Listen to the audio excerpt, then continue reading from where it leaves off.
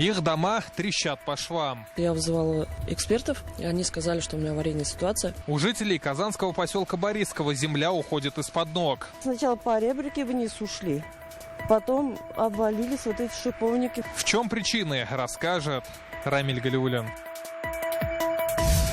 Исламские страны отмечают роль Татарстана в укреплении отношений с Россией. Татары – это крепкий народ. А их раис Татарстана, настоящий лидер. Рустам Миниханов с рабочим визитом в Малайзии.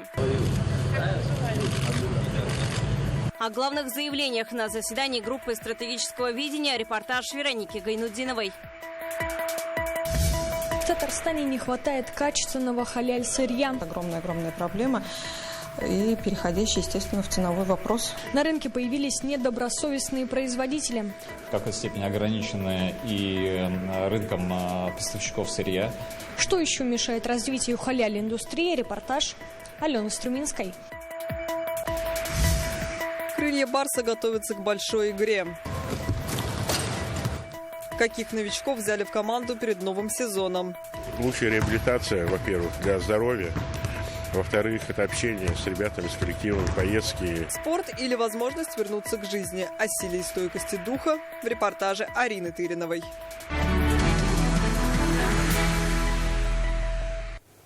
Это лишь часть того, о чем мы расскажем прямо сейчас. Здравствуйте, это новости Татарстана, в студии Лина Зинатуллина. Сегодня Татарстан окажется в центре черной метели. Это природное явление, когда из-за сильной бури крупные хлопья снега движутся практически параллельно земле. Об ухудшении погодных условий предупредил гидрометцентр республики. Местами порывы ветра достигнут 18 метров в секунду. Видимость на дорогах за считанные минуты может снизиться до нуля. Буря продолжится до завтрашнего утра. Таким образом, себя проявят атмосферные фронты северного циклона, сообщают синоптики. При этом температура воздуха будет умеренной. Днем от 0 до минус 4 градусов, ночью похолодает до минус 9. Завтра ожидается мокрый снег. В эти дни госавтоинспекция советует водителям воздержаться от дальних поездок. На дорогах гололедица, снежные заносы и накаты.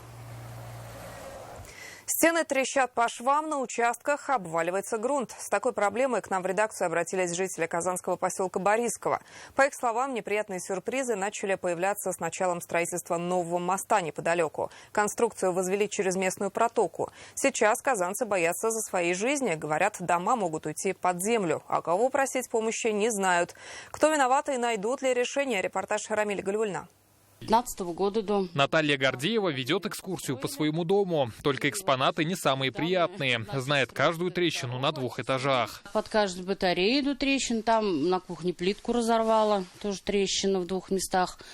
Как бы везде, наверху, на 2-м этаже даже обои покосились в углах. В подобных узорах и дом соседки Альбины Ибрагимовой. Она тоже живет на Нижнекамской улице. Трещины тянутся от фундамента до крыши. Дом ходит ходуном, когда сваи вот эти забивали. Какие там последствия сейчас, потому что я вызывала экспертов, и они сказали, что у меня аварийная ситуация. По словам жителей Борисково, дома трещат по швам после возведения моста через Монастырскую протоку в 150 метрах. Рассказывают, на минувшей неделе случился прорыв, не выдержал местный трубопровод.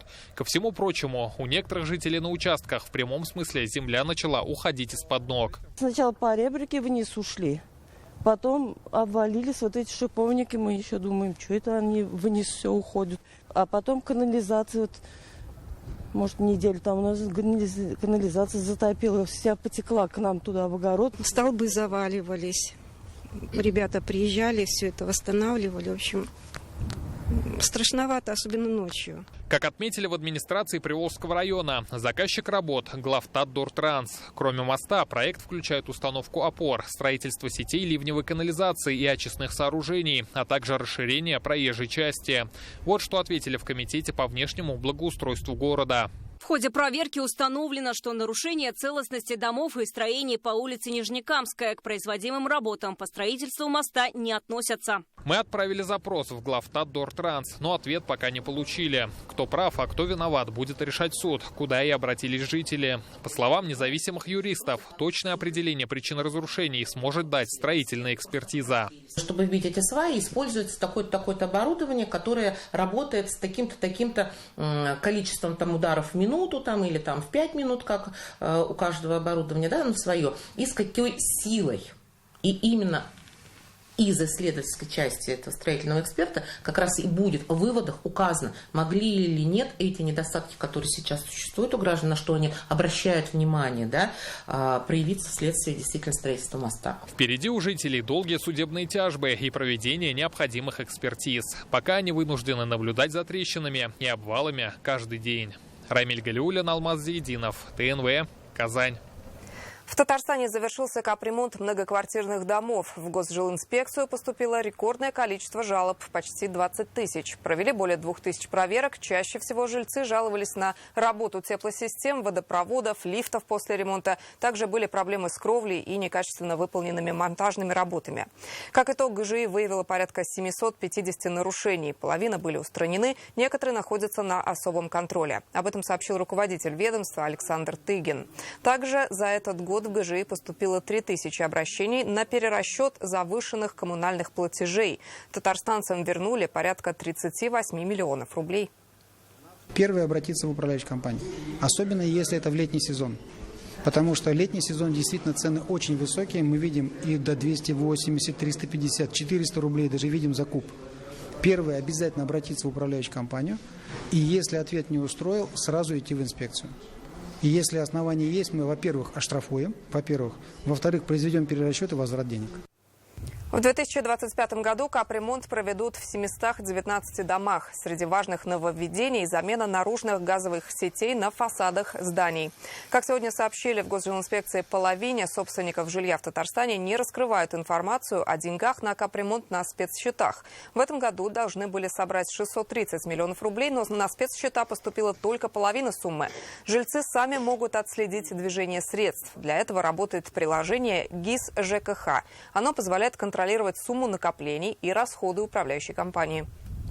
Мы бы хотели, чтобы во всех домах, если этого еще нет, в этих 700 были внесены в ГИСы председатели совета дома. Это несложно. Председатель совета через свой личный кабинет эти документы подгружает. Как только в вас увидит ГИС ЖКХ, что вы председатель совета дома, вы становитесь лицом, обладающим колоссальным объемом полномочий от имени своего дома, выступать в суде, подписывать документы. И если это хороший, активный жилец, поверьте, капитальный ремонт пойдет совершенно по-другому. Частные пансионаты Татарстана под угрозой закрытия. Сегодня в Госсовете Республики рассмотрели законопроект о лицензировании таких учреждений. Вопрос назрел давно. Его ускорили после ряда ЧП по всей стране. Уголовное дело в Татарстане по пансионату в Щербаково стало одним из самых резонансных в этом году. Как сегодня стало известно, в республике действуют десятки нелегальных пансионатов. Их контроль депутаты намерены ужесточить и вернуть в правовое поле. Рамиль Шайдуллин продолжит тему. Эти кадры потрясли всю Россию. В сентябре силовики обнаружили нелегальный пансионат для пожилых в казанском поселке Щербаково. Происходящее внутри шокировало. В полной антисанитарии находились 22 пенсионера. Некоторые были прикованы к кровати. Пансионат в народе прозвали «домом смерти». И оказалось, что в республике таких могут быть десятки. Они не обязаны информировать нас о своем существовании. Назревшую проблему сегодня обсудили в Госсовете. Помимо 26 государственных домов-интернатов для пожилых, в Татарстане официально работают и 20 частных. За последние 9 лет их количество увеличилось в 10 раз. Это реакция на запрос общества, отметили на заседании. Все мы постареем. У всех придет это время, когда и здоровье будет пошатнувшееся, и второй половину жизненной кого-то друг друга теряют. А если нет детей, конечно, такие институты, они важны, и государственные, и негосударственные тоже. Проблема в том, что работу частных пансионатов зачастую невозможно проконтролировать, говорят надзорные органы. Многие работают без вывесок, маскируясь под гостиницы, а то и просто в квартирах. Черное пятно на нашу деятельность складывают, потому что наша деятельность, она новая, и все-таки менталитет еще не совсем готов к частным пансионатам для пожилых людей, но необходимость очень высокая, потому что у нас находятся это люди тяжелобольные, за которым тяжело ухаживать дома. Серый рынок таких пансионатов связан с законодательными пробелами. К частным домам домам, официально зарегистрированным в реестре поставщиков социальных услуг, предъявляют жесткие требования. Но вот льгот никаких, поэтому выгоднее не регистрироваться. Те же, кто соблюдает закон, на грани закрытия, говорит владелец одного из таких пансионатов Азат Гелялов. Вы намерены продолжать эту деятельность? Конечно, намерен. Чем помочь вам? Азат Гелялов сообщил, они могут закрыться уже до апреля из-за повышения стоимости аренды зданий. В 2020 году они начали работу в бывшей гостинице, а в этом владельцы предупредили, платежи станут выше. Здесь два пути, то есть или это переезд в другое здание, которое очень трудно найти, потому что очень много требований со стороны МЧС, Роспотребнадзора, или все-таки оповестить родственников, и родственники разместят в пансионаты наших коллег. Других вариантов нет. Таких проблем, считают владельцы частных пансионатов, можно было бы избежать, будь у них право на господдержку, при том, что правовая база к этому готова, как на республиканском, так и на федеральном уровне, заявили в Минтруде. И компенсационные выплаты уже идут. Так, в этом году негосударственные пансионаты поддержали на 292 миллиона рублей. Но многим еще остается подтянуть стандарт оказания услуг. В этом может помочь новый федеральный закон о лицензировании. А что такое лицензия? Для открытия такого учреждения понадобятся условия, соответствующие для безопасности жизни таких пожилых граждан. Это помещение, это нормы квадратные, это организация питания, противопожарная безопасность, санитарные все предусматриваться должны нормы, медицинское обслуживание и так далее. Новый закон позволит контролировать работу частных пансионатов и не допустить возникновения нелегальных. Законопроект сегодня рассмотрели депутаты. В силу он может вступить с 2026 года в случае принятия Госдумой. Рамиль Шайдуллин, Эдуард Мухаметьянов, ТНВ, Казань. Посещение Голубых озер в Казани стало платным. Нововведение утвердил Кабмин Республики. Постановление подписал премьер Алексей Песошин. Сумма пока не установлена. Как сообщили в Госкомитете по биоресурсам, в ближайшее время выйдет еще одно постановление с утвержденным тарифом. Ранее планировалось, что вход будет стоить 100 рублей. По словам специалистов, введение платы за посещение заказника – необходимая мера. Подобная практика действует уже во многих регионах России не с коммерческой целью, а для сохранения особо охраняемых природных территорий. У Татарстана есть все шансы оказаться на новой 1000-й купюре. За сутки изображение Дворца земледельцев вышло на вторую позицию во всероссийском голосовании Центробанка. Его выбрали 127 тысяч человек. Наша достопримечательность пока уступает 13 тысяч голосов скоростному пассажирскому теплоходу «Метеор». У него 140 тысяч голосов. Завтра последний день. У каждого есть возможность участвовать в народном голосовании. Для этого нужно зайти на сайт Центробанка. Часть штрафов за ПДД хотят забрать в бюджет страны. Куда пойдут эти деньги и отдадут ли регионы, читайте в интернет-газете «Реальное время». Исламские страны отмечают роль Татарстана в укреплении отношений с Россией, а Раиса республики называют настоящим лидером региона. Рустам Минниханов сегодня с рабочим визитом посетил Малайзию. Это его вторая поездка сюда за этот год. Под его председательством в Куала-Лумпуре прошло выездное заседание группы стратегического видения «Россия и исламский мир». Ключевая тема – взаимодействия России и исламских стран в эпоху формирующейся многополярности. Кого заинтересовала история татар, что будем поставлять в Малайзию и какие молодежные проекты будем перенимать. Репортаж Вероники Гайнудиной. 10 часов полета и около 7,5 тысяч километров отделяет Казань и Куала-Лумпур. 20 лет назад именно здесь, на заседании ОИС, Владимир Путин заявил о присоединении России к организации в качестве наблюдателя. Сегодня под председательством Рустама Минниханова здесь прошло выездное заседание группы стратегического видения «Россия. Исламский мир». Раис республики, председатель группы, зачитал приветствие Владимира Путина. Группу он возглавляет по поручению главы государства. В нынешней непростой международной ситуации наши позиции по актуальным вопросам региональной и глобальной повестки дня во многом близки. Мы вместе выступаем за построение справедливого демократического миропорядка, основывающего на подлинном равенстве и верховенстве международного права, свободного от любых форм дискриминации, диктата и санкционного давления. В зале участники группы, лидеры мусульманских сообществ стран БРИКС, Азиатско-Тихоокеанского региона, эксперты. Главная тема – взаимодействие России и исламского мира в эпоху формирующейся многополярности. Важным вкладом в этот процесс стало председательство нашей страны в БРИКС, отметил Рустам Минниханов. В саммите участвовали 16 мусульманских государств стран ОИС. Сегодня в БРИКС входят Египет, Иран и Объединенные Арабские Эмираты. Еще 5 стран стали стали партнерами объединения, в том числе и Малайзия. Это, безусловно, подчеркивает рост влияния политических и экономических возможностей исламских государств. Важным является дальнейшее укрепление взаимодействия России с мусульманскими странами и организацией исламского сотрудничества. Наша группа будет активно способствовать данным процессам, готовить свои экспертные предложения. В России сегодня проживает 20 миллионов мусульман. Ислам является важной частью многонационального и многоконфессионального общества.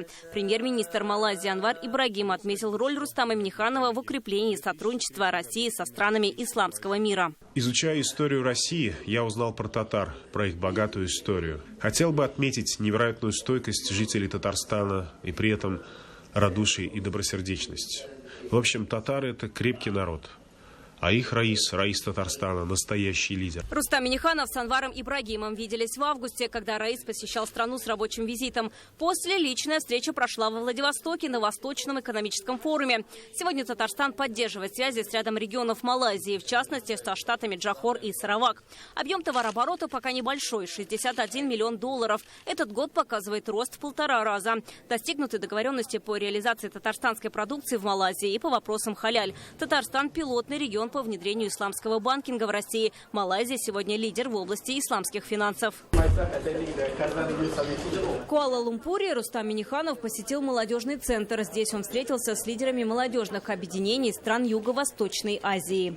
Сохранить язык, культуру, самобытность очень важно. Сегодняшний наш сбор показывает, что где-где вот у вас надо брать пример нашим политикам, которые не могут сесть за стол, договориться о каких-то... Ну и сама Малайзия – это страна, которая сохраняет свои традиции. Раису также показали рабочие пространства, выставку лучших практик Малайзии по работе с детьми и молодежью, познакомились с деятельностью клубов дипломатии. В планах развивать сотрудничество и в этой сфере. Вероника Гайнудинова, Марат Саидгараев, ТНВ, Малайзия. Комитет по стандарту халяль Татарстана сегодня получил аккредитацию в странах Персидского залива. Теперь наши халяль-производители смогут экспортировать продукцию в Арабские Эмираты, Катар, Бахрейн, Иран и другие страны. В этом году экспорт халяль-продуктов превысил 1,3 миллиарда рублей. Популярные кондитерская, молочная и мясная продукция из Татарстана. О том, как развивать халяль-индустрию, говорили сегодня в торгово-промышленной палате. Эксперты отмечают, основная проблема сейчас – отсутствие единых национальных стандартов по сертификации халяль. В России их более 40. Как итог, на рынке появляются недобросовестные производители и возникают сложности с получением международных сертификатов. Департамент исламских отношений, Джаким в Малайзии, они всю вот эту от надзора, то есть от стандартов до проверок, до вручения сертификации, этим занимается целый департамент. Я надеюсь, в ближайшем будущем в Республике Татарстан создаться некая окологосударственная организация, которая будет координировать данную проблематику, так как она назрела сегодня, необходимость данного вопроса имеет место быть. Еще одна проблема – дефицит кадров. Нужны высококвалифицированные работники, которые бы контролировали процесс производства, отвечали за документацию. Также говорят о нехватке качественного халяль-сырья и его поставщиков, а также необходимости развития исламского банкинга. Сейчас в нашей республике более 150 предприятий, выпускающих продукцию по стандартам халяль. Спрос на халяль растет, очень бурно развивается это направление. Нехватка кадров, наверное, вообще касается всех направлений, в том числе мы, конечно, тоже не исключение. Вот, кадры, особенно профессиональные. Большинство мер, связанных с выделением каких-то бюджетных средств, они так или иначе связаны с процентом, с судным процентом, вот, чем в полной мере компании, которые занимаются по-настоящему халяльным, они воспользоваться не могут. Основная проблема – это, конечно же, поставщики. В частности, если это говорить о мясной продукции, до момента поставки мяса до меня, до переработчика проходит большая цепочка, и вот нужно, чтобы эти сертификаты были у всех. И вот это огромная проблема, и переходящая, естественно, в ценовой вопрос. На победу в республиканском конкурсе «Руководитель года» претендуют 89 топ-менеджеров. Сегодня в Доме правительства состоялось заседание конкурсной комиссии. Его провел премьер Алексей Песошин. Список номинантов сформировали по рекомендациям республиканских министерств, ведомств, городов и районов. Победители определят по 7 номинациям: за высокую конкурентоспособность, за инвестиционную активность, за развитие высокотехнологичных и наукоемких производств, а также ряд других достижений в различных сферах. Напомним, конкурс учрежден указом президента Татарстана в 2002 году. Номинантами конкурса стали 89 руководителей предприятий и организаций, обеспечивших вместе со своими коллективами в 2024 году высокий уровень показателей. Именно из них нам необходимо выбрать лауреатов конкурса по соответствующим номинациям. Завтра в России отмечается День Конституции. Главный документ нашей страны был принят всенародным голосованием 31 год назад, в декабре 1993 года. В нем закреплены принципы многонационального единства, широкие социальные гарантии, соблюдение прав и интересов граждан. Указом президента России день принятия Конституции объявлен государственным праздником.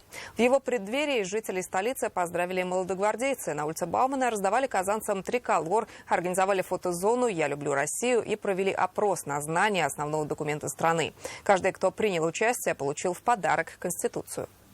Когда есть хорошая Конституция, тем более, если ее соблюдаешь, то в стране будет все нормально. Конституция устанавливает общие для всех принципы, правила, права и обязанности, чтобы установить в обществе порядок.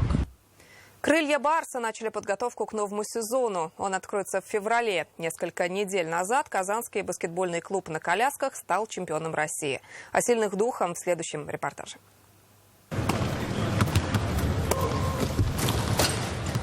«Крылья Барса» – особенный клуб для особенных спортсменов. Все его участники с нарушением опорно-двигательного аппарата. Они лучшие в стране. Победитель чемпионата России по баскетболу на колясках. Динар Камалиев в команде 14 лет. С клубом «Баски» из Санкт-Петербурга на поле конкурируют давно. В этом году получили заветное золото. 3 года примерно наравне шли, а чуть-чуть не хватало.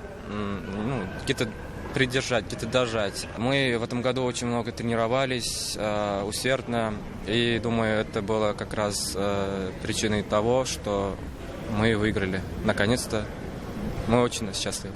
Команда появилась в 2009 году. Эльвир Файзулин – ветеран боевых действий. Участвовал в контртеррористической кампании на Северном Кавказе. Получил ранение, потерял возможность передвигаться. В клубе уже 4 года. Ты не сидишь дома, ты в обществе, ты общаешься, новые знакомства, новые какие-то события у тебя в жизни постоянно происходят. Это очень помогает. Сейчас Эльвир Файзулин помогает новым игрокам. Рустам Рахматуллин, ветеран СВО, получил тяжелое ранение при выполнении боевой задачи. Почти 2 года провел в госпиталях и дома. Ради жены и сына нашел силы жить дальше. Говорит, спорт стал отдушиной. Команда второй семьей. Это команда, здесь коллектив сплоченный.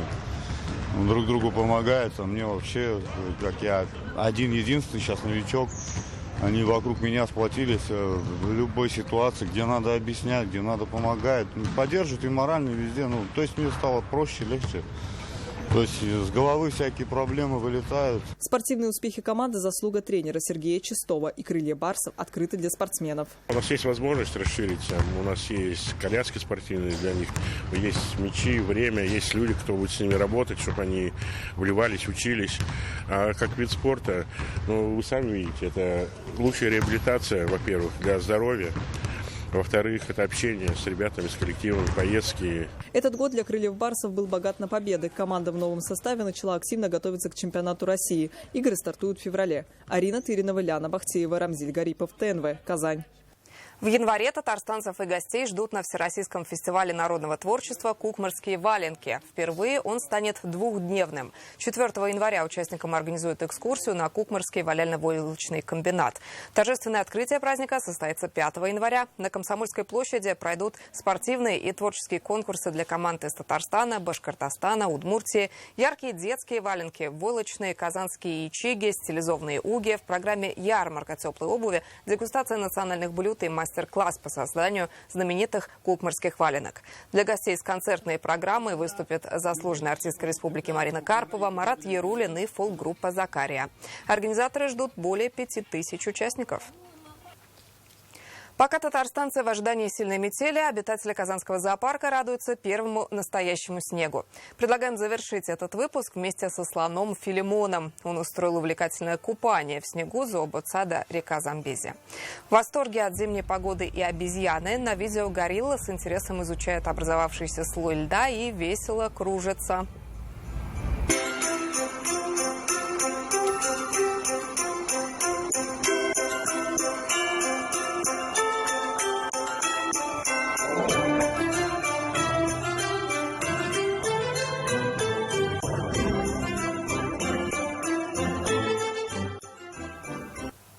Если вам есть что сообщить журналистам ТНВ, напишите на наш редакционный номер. Сюда можно прикрепить фото, отправить видео о тех событиях, свидетелями которых вы стали. Также можно сообщить о проблемах. Номер работает круглосуточно. Возможно, именно ваше сообщение станет поводом для нового репортажа. Это были новости Татарстана. Еще больше информации в нашей группе ВКонтакте и Телеграм-канале. Сейчас прогноз погоды с Динаром Бодрудиновым. А я с вами прощаюсь. До встречи.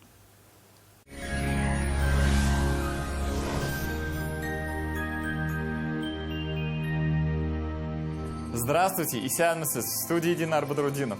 В Татарстане характер погоды останется неустойчивым, осадки не прекратятся. Сейчас подробнее. По данным сервиса Яндекс.Погода, в Варске, Балтаси и Высокой горе будет облачно, пройдет небольшой снег. Температура днем -1-2, ночью 4-5 градусов ниже нуля. В Буинске, Кайбицах и Камском устье пасмурно, местами небольшой снег. Температура днем от -1 до -2, ночью 4-5 градусов ниже нуля.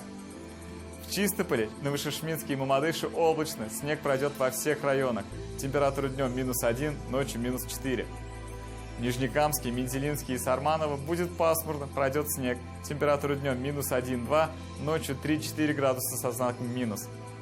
В Альметьевске, Бугульме и Бавлах облачно, снег. Температура днем от 0 до -2, ночью от 2 до 4 градусов ниже нуля. В туристических городах республики погода также неустойчивая. В Свияжске -1 градус днем и -4 градуса ночью.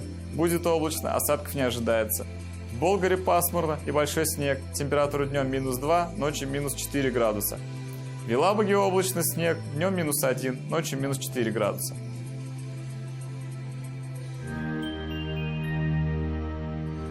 Утро начнется легко, если ночь была хороша. На матрасах от Петерсона отдыхают, и когда вечер наступит, и день позади. Твой отдых – это главное, чтобы силы найти. Петерсон – это крепкий сон. Всем на свете нужен он. Петерсон – идеальная формула вашего сна. Ждем вас по адресу: город Казань, улица Сибирский тракт, 34Л.